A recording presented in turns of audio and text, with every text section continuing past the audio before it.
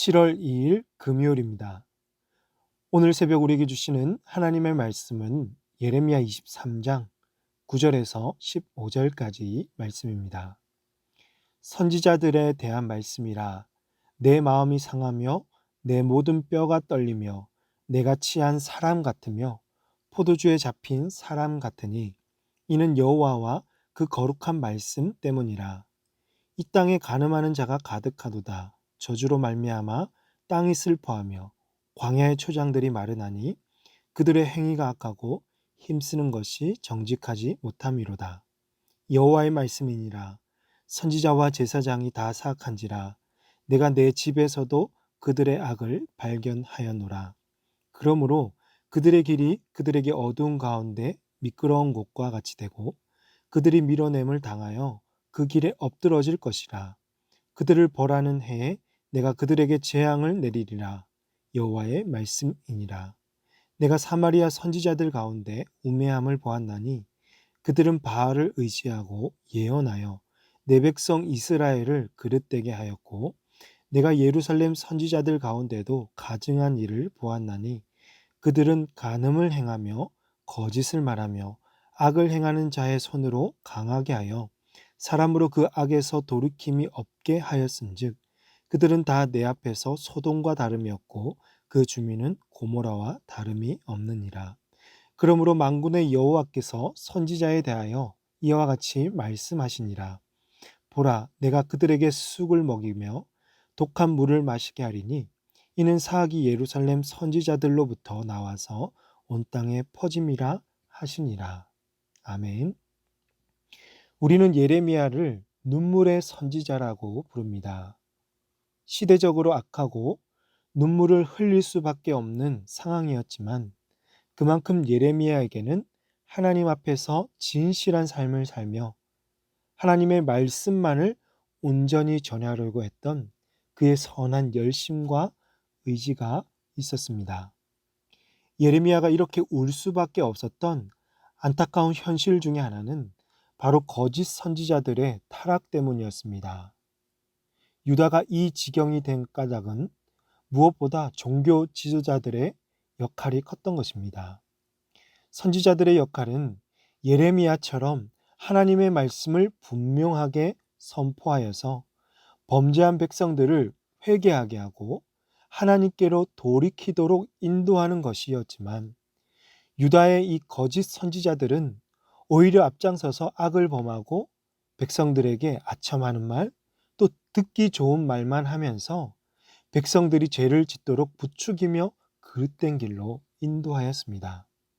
이처럼 오늘 본문에서 예레미야는 유다의 거짓 선지자들의 이와 같은 죄를 말씀하고 있는데요.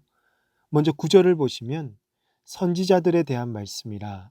내 마음이 상하며 내 모든 뼈가 떨리며 내가 취한 사람 같으며 포도주에 잡힌 사람 같으니 이는 여호와와 그 거룩한 말씀 때문이라고 합니다. 지금 예레미야는 하나님의 심판이 임박한 유다와 그의 백성들을 보면서 심히 괴로워하고 있습니다. 이 말씀을 새 번역 성경으로 보면 내 심장이 내 속에서 터지고 내 모든 뼈가 떨리며 내가 취한 사람처럼 되고 포도주에 골아떨어진 사람처럼 되었다라고 합니다. 예레미야는 이런 상황이 너무 힘든 거죠. 너무 괴로워서 서 있기조차 어려운 상황이라며 그의 아픔을 토로하고 있습니다. 이 모든 것이 다 고국을 사랑하고 백성들을 사랑하는 마음에서 비롯된 것이라고 할 수 있겠습니다. 이제 10절에서 유다 땅 안에는 간음한 거짓 선지자들이 가득했습니다. 이는 육적으로 간음한 것도 포함되었겠지만 무엇보다 영적으로 간음한 지도자들이 철철 넘쳤다라는 뜻입니다. 이들의 행위는 악했고 자신들의 권력으로 백성들을 지배하려고 했습니다. 또 11절에서 선지자와 제사장이 다 사악한지라 내가 내 집에서도 그들의 악을 발견하였노라. 곧 선지자와 제사장은 장소와 때를 가리지 않고 거룩한 성전 안에서도 음행하고 악행을 저지르는 것을 예레미야가 발견하고는 탄식하고 있는 거죠. 오히려 앞장서서 성전을 깨끗하게 해야 하고 악을 멀리해야 할 자들이 성전을 더욱 더럽히고 있는 것에 대해서 분노하지 않을 수 없었던 것입니다. 결국 이들은 어떻게 될까요? 12절 말씀 보시겠습니다.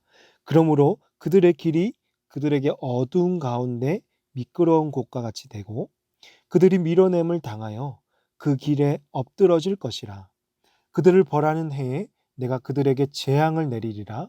여호와의 말씀이니라. 하나님은 그들의 길이 미끄럽고 캄캄한 곳이 되게 할 것이라고 말씀합니다. 사람들로부터 떠밀려서 넘어지게 하실 것이라고 재앙을 경고했습니다. 그렇습니다. 여기서 우리는 지도자의 역할이 얼마나 중요한지를 깨닫습니다. 예레미야와 거짓 선지자의 차이점이 무엇일까요? 무엇보다 예레미야는 하나님의 말씀을 가감없이 분명하게 담대하게 전했습니다. 유다 백성들이 잘못했으면 그들의 잘못을 말하고 회개하고 돌이킬 수 있도록 말씀을 선포했죠.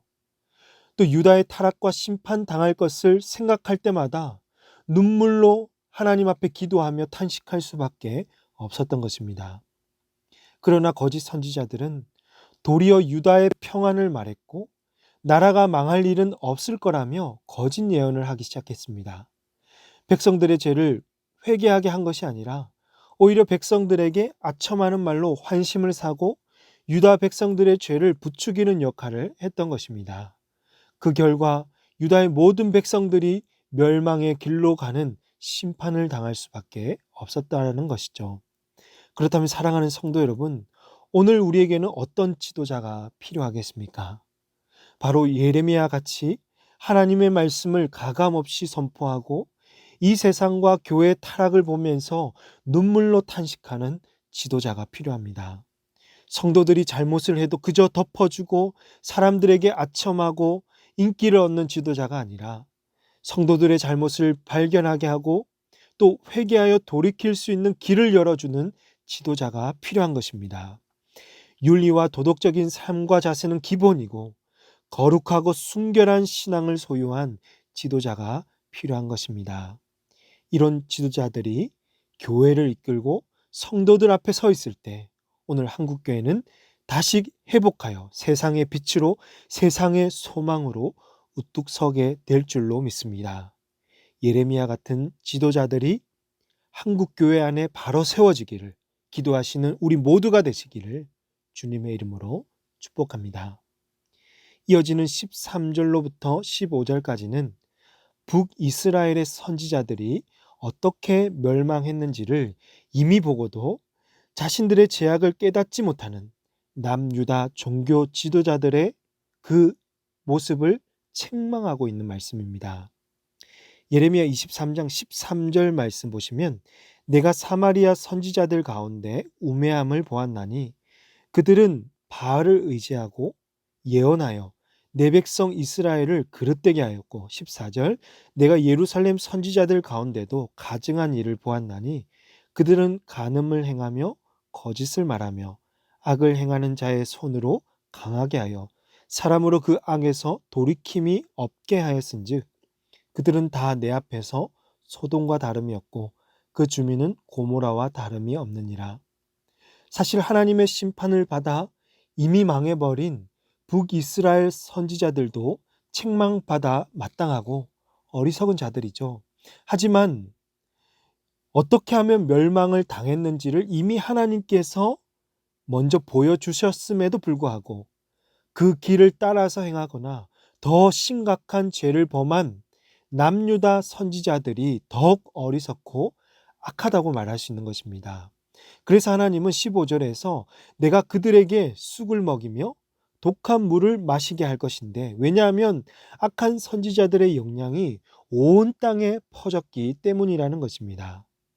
말씀을 따르지 않는 자의 악한 영향력이 얼마나 큰지 백성들을 잘못 인도한 데에는 분명한 대가와 그 책임이 있다는 것을 보여주고 있는 것입니다. 그렇습니다. 사랑하는 성도 여러분, 지도자들뿐만 아니라 모든 성도에게도 복음을 맡은 자의 책임과 사명이 있다는 것입니다. 적당히 신앙생활하고 시시때때로 죄 짓다가 회개하면 그만이다. 여러분, 이게 아니죠. 여러분, 그 죄로 인해서 우리 주변에 좋지 않은 영향을 미칠 수 있고 공동체 전체가 욕을 듣게 된다는 것입니다. 그러므로 오늘 나로 인해서 주변이 죄로 물들지 않았는지는 돌아보십시오. 나의 주변과 공동체에 선한 영향력을 끼치는 성숙한 성도로 자라갈 수 있기를 주님의 이름으로 축복합니다.